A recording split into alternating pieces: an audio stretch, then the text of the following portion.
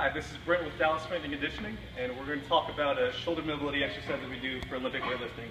Obviously, for the lifts like the snatch and clean and jerk, some shoulder flexibility is required going in overhead to get a good position to get the bar behind your ears. And we see a common exercise, Stuart right here is doing with a PVC pipe called the shoulder dislocate. And it's a pretty decent exercise to get a little bit more range and stretch things like the pecs. But some things that could be worked on with it, or if you watch Stuart doing it right now, one of the things that he's doing is he gets his head forward, which isn't necessarily great for shoulder position. And also, whenever you are standing like this, you don't really think about spinal positioning as much. So thoracic extension is something you may miss out on. And also because the PVC pipe is a fixed object, some people who are less flexible may have issues with compensating as they get into that extreme range of motion. Stuart is not so bad about it here. But we're going to talk about a different drill that we can do for flexibility. So what I'm going to have Stuart do is lie on his stomach and use this pretty light band here. And he'll do generally the same motion with the pipe with this band.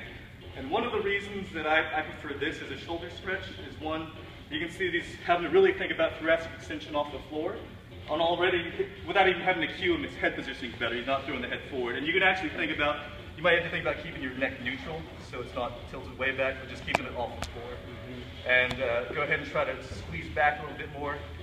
And one of the reasons the band is also better is that it works with your restrictions. So while you try to get to that extreme overhead flexion, you're not testing it too much, and the band works with your limitations. So it's more of a gentle stretch for people that have more issues.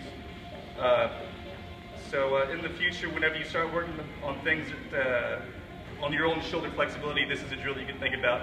Try to get a little different stress on the shoulders for your stretching.